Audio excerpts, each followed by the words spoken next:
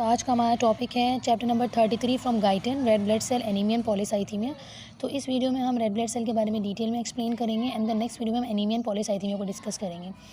Okay, तो फिर चले पढ़ते हैं कि रेड ब्लड सेल का फंक्शन क्या है, उसका स्ट्रक्चर क्या है, उसका फंक्शन एंड देन उसकी प्रोडक्शन किस तरह से होती है। तो सबसे पहले जो है आपके पास लिखा हुआ है कि जो रेड ब्लड सेल होता है वो सबसे ज़्यादा अबंडेंट सेल है आपके ब्लड के अंदर। यानी आपके ब्लड के अंदर रेड ब्लड सेल के अलावा भी और भी सेल्स मौजूद होते हैं, जैसे वाइट ब्लड सेल हो गए, प्लेटलेट्स हो गया, लेकिन जो सबसे ज़्यादा अबंडेंट है that is the red blood cell. और इसका जो फंक्शन होता है वो होता है डिलीवरी करवाना ऑक्सीजन को टू द टिश्यूज़ में। Okay, red blood cell also known as erythrocytes. Erythrocytes का जो मेजर फंक्शन होता है वो हीमोग्लोबिन को ट्रांसपोर्ट करना होता है, और हीमोग्लोबिन का काम होता है ऑक्सीजन को कैरी करना from the lungs to the tissues. Okay, कुछ एनिमल्स के अंदर हीमोग्लोबिन जो है वो सर्कुलेट कर रहा होता है फ्रीली प्लाज्मा के अंदर। ओके, और आरबीसी के अंदर वो इनक्लोज नहीं होता, लेकिन अगर इंसानों के अंदर हीमोग्लोबिन फ्रीली सर्कुलेट करेगा विद इन द प्लाज्मा तो मुमकिन है, पॉसिबिलिटी है कि उसका 3% जो वो लीक करेगा जब ब्लड कैपिलरी से गुजरेगा तो टिश्यू स्पेस में जा सकता है वो हीमोग्लोबिन, या तो जब ब्लड ग्लोमेरुलर मेम्ब्रेन से गुजरेगा किडनी की तो वो ग्लोमेरुलर फिल्ट्रेट के अंदर जा सकता है। तो इसलिए हीमोग्लोबिन हमेशा इनक्लोज होता है आरबीसीज़ के अंदर। तो ये हो गया पहला फंक्शन, हीमोग्लोबिन की ट्रांसपोर्टेशन करना या ऑक्सीजन की ट्रांसपोर्टेशन करना। सेकंड फंक्शन इसका ये है कि रेड ब्लड सेल एक और कार्बन डाइऑक्साइड की ट्रांसपोर्टेशन में हेल्प कर रहा होता है with the help of an enzyme जिसको हम कहते हैं कार्बोनिक एनहाइड्रेज। ठीक है, एक एंजाइम की हेल्प से ये कार्बन डाइऑक्साइड की ट्रांसपोर्टेशन में हेल्प करता है। इसको मैं यहाँ आपको समझाती हूँ कि ये कार्बन डाइऑक्साइड, ये वाटर है, ये दोनों जब मिलते हैं तो कार्बनिक एसिड बनती है जो वीक एसिड है, और फिर the help of an enzyme जिसका नाम होता है कार्बोनिक एनहाइड्रेज, ये मज़ीद पे टूटता है। ये कार्बनिक एसिड फिर मज़ीद टूटेगी दो चीज़ों में, एक को हम बोलेंगे हाइड्रोजन आयन और एक को हम बोलेंगे बाइकार्बोनेट। और ये बाइकार्बोनेट लंग्स में जाएगी और लंग्स से यहाँ पर ये मज़ीद फिर टूटेगी कार्बन डाइऑक्साइड और प्लस वाटर में, और ये जो कार्बन डाइऑक्साइड निकलेगा ये एक्सक्रीट आउट हो जाएगा फ्रॉम आवर बॉडी। तो इस तरह से ये ट्रांसपोर्टेशन ऑफ कार्बन डाइऑक्साइड हो जाएगी यहीं पर, क्योंकि ये यहाँ पर एसिड बना है और यहाँ पर ये बेस बना है, तो जिसकी वजह से ना हमारा ब्लड जो है ना एसिडिक हो पाएगा, ना वो ब्लड हमारा बेसिक हो पाएगा। तो हमारा जो ब्लड का जो पीएच होगा वो न्यूट्रल रहेगा, और ऐसा सब्सटेंस, ऐसा केमिकल जो हमारे ब्लड के पीएच को न्यूट्रल रखे उसको हम बोलते हैं बफर। तो इस तरह से हमारा जो ब्लड का जो पीएच है वो मेंटेन रहेगा, न्यूट्रल रहेगा, तो उसको हम बोलते हैं एसिड बेस बफर पावर, जो हीमोग्लोबिन की वजह से हुई है। ओके, अब हम शेप एंड साइज़ की तरफ आ जाते हैं। तो हमारा जो नॉर्मल रेड ब्लड सेल का जो शेप होता है वो बाइकनकेव डिस्क की तरह होता है, यानी इस तरह की शेप होती है उसकी। और अगर हम उसकी डायमीटर की बात करें तो जो उसका डायमीटर होता है, अगर मैं यहाँ पर उसके डायमीटर को चेक करूँ यहाँ से लेके यहाँ तक, तो इसका होता है 2.5 माइक्रोमीटर्स। और अगर क्योंकि बीच में ये थोड़ा सा थिन है तो 1 मिलीमीटर उससे लेस होता है। ओके, और अगर ऑल ओवर करूँ तो ये पूरा डायमीटर जो होता है उसका 7.8 माइक्रोमीटर होता है। अच्छा, और आरबीसी की जो शेप की हमने बात करी कि बाइकनकेव शेप का होता है, लेकिन ये शेप जो है वो चेंज हो सकता है जब आरबीसी हमारा कैपिलरी से स्क्वीज़ आउट होता है, बाहर की तरफ आता है, स्क्वीज़ करता है, तो उसकी जो शेप है वो चेंज होती रहती है, वो किसी भी शेप में डिफॉर्म हो सकता है। तो अगर मैं अदर सेल से कंपेयर करें कि भाई अदर सेल्स तो स्क्वीज़ नहीं हो सकते, अपनी फॉर्म को डिफॉर्म नहीं कर सकते, तो इसकी एक वजह है कि रेड ब्लड सेल अंदर से उसके अंदर कोई ऑर्गेनेल्स वगैरह प्रेजेंट नहीं होते हैं, जिस तरह से हमारे नॉर्मल सेल्स के अंदर ऑर्गेनेल्स वगैरह मौजूद होते हैं। तो इसकी वजह ये है। ठीक है, अगर हम कंसंट्रेशन की बात करें तो कंसंट्रेशन ये होगा कि हेल्दी मैन के अंदर जो नंबर ऑफ़ आरबीसी है वो 52 लाख्स होंगे, और अगर एक हेल्दी वुमेन है उनके अंदर नंबर ऑफ़ आरबीसी की जो तादाद होगी वो 47 लाख्स होगी।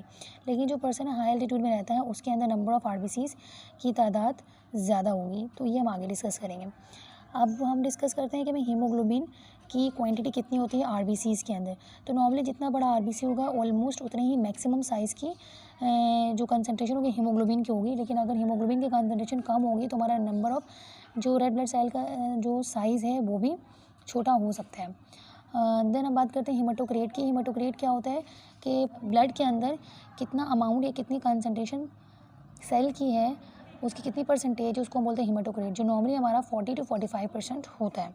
ओके, अच्छा, अगर हमने एक हीमोग्लोबिन की जो कंसंट्रेशन होती है वो कितनी होती है कि अगर हम 15 ग्राम होती है हमारे हीमोग्लोबिन की कंसंट्रेशन वुमेन के अंदर, और 14 ग्राम मेन के अंदर होती है 15 ग्राम, और वुमेन के अंदर होती है 14 ग्राम।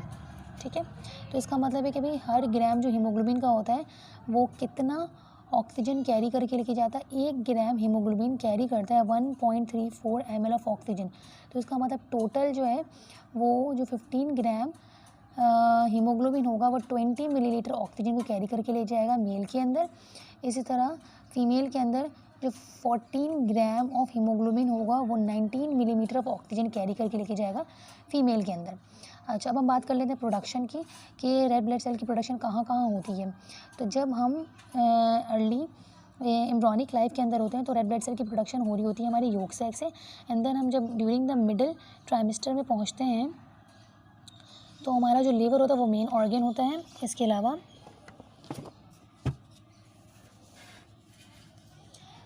स्प्लीन और लिम्फ नोड भी हेल्प कर रहा होता है। जब हम लास्ट मंथ में पहुंचते हैं या फिर गेस्टेशन के या फिर आफ्टर द बर्थ के बाद भी तो आरबीसी जो हमारा बोन मैरो के अंदर प्रोड्यूस हो रहा होता है। जितने भी हमारे बोन्स हैं वो सब के सब आरबीसी प्रोड्यूस करते हैं जब तक कि हम 5 साल के होते हैं। ऑलमोस्ट ऑल द बोन्स, लेकिन कुछ बोन्स के प्रॉक्सिमल पोर्शन जैसे ह्यूमरस या टीबिया के जो प्रॉक्सिमल पोर्शन होते हैं वो उनके बोन मैरो प्रोड्यूस नहीं करते, क्योंकि वहाँ पर जैसे जैसे हम आहिस्ता आहिस्ता एजिंग की तरफ जा रहे होते हैं तो वो थोड़ा क्वाइट फैटी हो जाते हैं और आरबीसीज मज़ीद प्रोड्यूस नहीं करते। और 20 ईयर्स के बाद हमारे सारे के सारे बोन्स प्रोड्यूस नहीं करते, कुछ बोन्स रह जाते हैं, सिर्फ वहीं के बोन मैरो जो है वो bone cells blood cells produce करेंगे। फॉर एग्जांपल वर्टिब्री हो गए, स्टर्नम हो गया, रिब्स हो गया, इलिया हो गया। और आहिस्ता आहिस्ता जो है ये भी लेस प्रोडक्टिव होते जाते हैं जैसे हमारी एज बढ़ती जाती है। हम बात करते हैं कि प्रोडक्शन ऑफ ये जेनेसिस ऑफ ब्लड सेल्स की। तो सबसे पहले हमारे बोन मैरो के अंदर एक सेल मौजूद होता है जिसको हम बोलते हैं प्लूरिपोटेंट हेमोइटिक स्टेम सेल। इसमें से फिर 2 डिवीजन होती है, एक को हम बोलते हैं माइलॉइड स्टेम सेल और एक को हम बोलते हैं lymphoid stem cell. Myeloid stem cell फिर मज़ीद डिवाइड होता है, इससे कुछ सेल्स इरिथ्रोसाइट्स बन जाते हैं, इससे कुछ सेल्स ल्यूकोसाइट्स बन जाते हैं और इससे कुछ सेल्स प्लेटलेट्स बन जाते हैं। यानी ये रेड ब्लड सेल बन जाएगा, इससे वाइट ब्लड सेल बन जाएगा, इससे प्लेटलेट्स बन जाएगा। तो ये तीनों बेसिकली जो ओरिजिनेट हुए हैं वो हैं माइलॉइड स्टेम सेल्स हैं। इसके अलावा जो लिम्फोइड स्टेम सेल्स है उसमें कुछ सेल्स डिवाइड होंगे, लिम्फोसाइट्स बनाएंगे उससे फिर डिवाइड होगा बी लिम्फोसाइट्स में एंड देन टी लिम्फोसाइट्स में। तो इसका मतलब जितने भी ब्लड सेल हैं हमारे वो सब के सब कहाँ से बने हैं, प्लूरिपोटेंट हेमोइटिक स्टेम सेल से बने हैं। देन आपके पास ये कुछ चीज़ें लिखी हुई हैं कि हमारे पास जो प्रोडक्शन हो रही है देन डिफ्रेंसिएशन हो रही है विद द हेल्प ऑफ कुछ फैक्टर्स होते हैं, कुछ प्रोटीन फैक्टर्स होते हैं जिसको हम ग्रोथ इंड्यूसर्स बोलते हैं, डिफ्रेंसिएशन इंड्यूसर्स बोलते हैं। तो ग्रोथ एंड रिप्रोडक्शन करवाने का काम जो होता है वो ग्रोथ इंड्यूसर्स का होता है एंड देन डिफ्रेंसिएशन करवाने का जो काम होता है वो डिफ्रेंसिएशन इंड्यूसर्स का होता है। अच्छा, ये इनकी जो प्रोडक्शन होती है डिफ्रेंसिएशन इंड्यूसर या ग्रोथ इंड्यूसर ये कब एक्टिवेट होते हैं, तो इनके कुछ फैक्टर्स होते हैं जो बोन मैरो से बाहर होते हैं जब उनको स्टिमुलस मिलता है। अब वो स्टिमुलस क्या होता है कि जब भी हमारा ब्लड लो ऑक्सीजन से एक्सपोज होता है तो ये दोनों फैक्टर्स जो हैं वो एक्टिवेट हो जाते हैं और वो बोन मैरो के पास जाके ब्लड सेल्स की प्रोडक्शन करवाते हैं, देन डिफ्रेंसिएशन करवाते हैं। इसी तरह से जिस तरह से जब हम आपके बॉडी के अंदर इन्फेक्शस डिजीज़ होती है जिसकी वजह से रेड ब्लड सेल्स की वाइट ब्लड सेल्स की कंसनट्रेशन में इजाफा होता है, इसी तरह जब भी लो कंसनट्रेशन ऑफ ऑक्सीजन होगा तो रेड ब्लड सेल्स की प्रोडक्शन में अंदर उसकी कंसनट्रेशन में इजाफा होगा। अब हम बात कर लेते हैं stages of differentiation of red blood cells की, कि आहिस्ता आहिस्ता किस तरह से रेड ब्लड सेल जो है वो पहले किस तरह से बनता है एंड देन उसके अंदर क्या क्या तब्दीलियाँ आ रही होती हैं। तो सबसे पहले आपको ये डायग्राम नज़र आ रही होगी जिसको हम कहते हैं प्रो इरिथ्रोब्लास्ट। तो सबसे पहले जो रेड ब्लड सेल का जो पहला स्टेज होता है वो प्रो इरिथ्रोब्लास्ट होता है, फिर वो आहिस्ता आहिस्ता आहिस्ता आहिस्ता अपने अंदर कुछ चेंजेस लेकर आता है, फिर वो बेसोफिल इरिथ्रोब्लास्ट बनता है। बेसोफिल हम इसको इसलिए कहते हैं क्योंकि वो बेसिक डाई से स्टेन होता है और उसके अंदर कुछ मटीरियल्स होते हैं जैसे endoplasmic reticulum and Golgi body. तो ये सब चीज़ें जो है वो बेसिक डाई में स्टेन हो रही होती हैं। देन आहिस्ता आहिस्ता इसके अंदर से न्यूक्लियस वगैरह जो है वो एक्सट्रूड आउट हो जाता है, यानी न्यूक्लियस की कंसनट्रेशन बिल्कुल ख़त्म हो जाती है और हीमोग्लोबिन की कंसनट्रेशन आहिस्ता आहिस्ता आहिस्ता आहिस्ता बढ़ती जाती है। फिर एक स्टेज आता है जिसको हम बोलते हैं रेटिकुलोसाइट स्टेज। ये वो स्टेज होता है जिसमें से कम्प्लीटली ऑलमोस्ट सारा का सारा न्यूक्लियस निकल चुका होता है एंड देन ये जो है बोन मैरो से निकलने के बाद ये ब्लड के अंदर शामिल हो जाती है और 1 से 2 दिन के बाद रेटिकुलोसाइट के अंदर जो कंप्लीट थोड़ा बहुत माइटोकॉन्ड्रिया या फिर एंडोप्लाज्मिक रेटिक्यूलम जो थोड़ा बहुत रहता है वो भी निकल जाता है। ठीक है, जब ये निकलने के बाद ब्लड में जब शामिल होती है तो उस प्रोसेस को हम बोलते हैं diapedesis, squeezing through the pores of capillary membrane. ठीक है, तो ये जो है बोन मैरो से निकलने के बाद जो है कैपिलरी यानी ब्लड के अंदर शामिल हो जाती है। इसके अलावा वो 1 से 2 दिन जो है रेटिकुलोसाइट नॉर्मली जो है वो डिसअपेयर हो जाता है 1 से 2 दिन के अंदर एंड देन ये फिर मैच्योर एरिथ्रोसाइट्स के अंदर कन्वर्ट हो जाता है। देन हम बात कर लेते हैं ब्लड फ्लोटिन हार्मोन जो किस तरह से रेड ब्लड सेल की प्रोडक्शन को रेगुलेट कर रहा होता है। तो इसका पहला पॉइंट ये है कि जब हमारे रेड ब्लड सेल्स की कंसंट्रेशन नॉर्मल होती है तो हमारे हर टिश्यूज़ को प्रॉपर्ली ऑक्सीजन सप्लाई हो रहा होता है, तो नंबर ऑफ़ जो रेड ब्लड सेल है उसकी कंसंट्रेशन नॉर्मल रहती है। देन सेकेंड ये वजह है कि अगर जो है सेल्स जो है बहुत ज़्यादा उसको न्यूमरस नहीं किया जाता, अगर बहुत ज़्यादा नंबर में इसको कर दिया जाएगा तो हमारा जो ब्लड फ्लो है वो रुकना शुरू हो जाएगा। तो पहला फैक्टर क्या है कि जिसकी वजह से हमारा जो है रेड ब्लड सेल की कंसंट्रेशन मेंटेन रहती है, तो that is a tissue oxygenation is the most essential regulator of the red blood cell production. जब तक हमारा हर टिश्यू को प्रॉपर्ली ऑक्सीजन सप्लाई हो रहा होता है तो रेड ब्लड सेल की जो कंसंट्रेशन होती है वो नॉर्मल होती है। लेकिन जब एक बंदा एनीमिक होता है, अगर हेमरेज की वजह से वो एनीमिक हो गया, यानी बहुत ज़्यादा ब्लड लॉस हो गया बॉडी से, तो रेड ब्लड सेल की जो कंसंट्रेशन बहुत ज़्यादा कम हो जाएगी। एंड देन जब रेड ब्लड सेल की कंसंट्रेशन बहुत कम हो जाएगी तो प्रॉपर्ली हर टिश्यू को ऑक्सीजन सप्लाई नहीं हो पाएगा। तो दैट फिर ये क्या करेगा, ये सिग्नल जो है, ये स्टिमुलस जो है वो फिर बोन मैरो के पास जाएगा, देन और बोन मैरो फिर क्या करेगी, रेड ब्लड सेल की प्रोडक्शन को इन्हांस करवा देगी। एक ये वजह हो सकती है। सेकंड वजह ये हो सकती है कि अगर हमारा बोन मैरो खुद किसी वजह से हाइपरप्लेजिया का शिकार हो गया, यानी आपके पास डिस्ट्रक्शन हो गई है major portion of the red bone marrow की, स्पेशली एक्सरे वगैरह की वजह से, तो जिसकी वजह से बोन मैरो जो है वो ऑटोमेटिकली जो है ना नंबर ऑफ़ आरबीसीज़ की प्रोडक्शन ज़्यादा कर रहा है।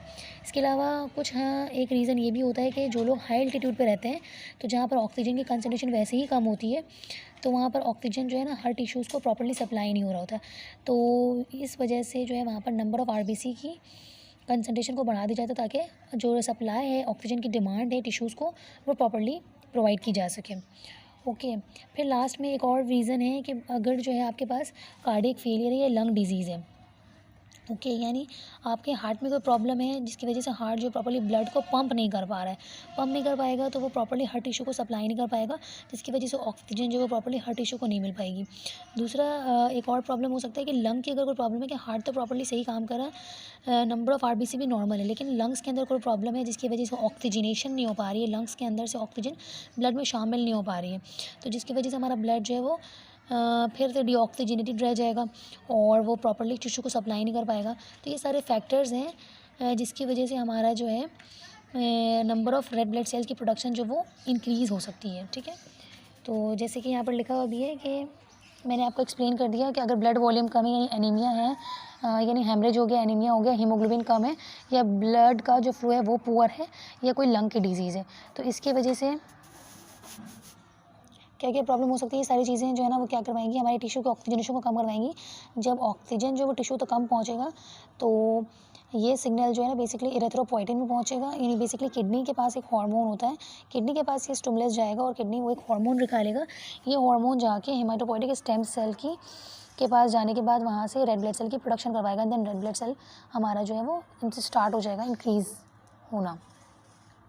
बस ये लास्ट इरेथ्रोपोइटिन की जो फॉर्मेशन होती है वो मेनली कहाँ पर होती है, 90% इरेथ्रोपोइटिन जो हार्मोन होता है वो हमारे पास किडनी के अंदर बन रहा होता है, जबकि 10% जो वो लिवर के अंदर बन रहा होता है।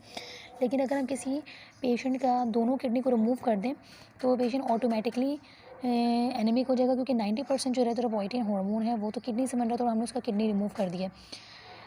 लेकिन जो लीवर इस सफिशेंट काफ़ी होता है कि उसको 1/3 या 1/2 आरबीसी की फॉर्मेशन प्रोवाइड कर सके जो बॉडी की ज़रूरत होगी।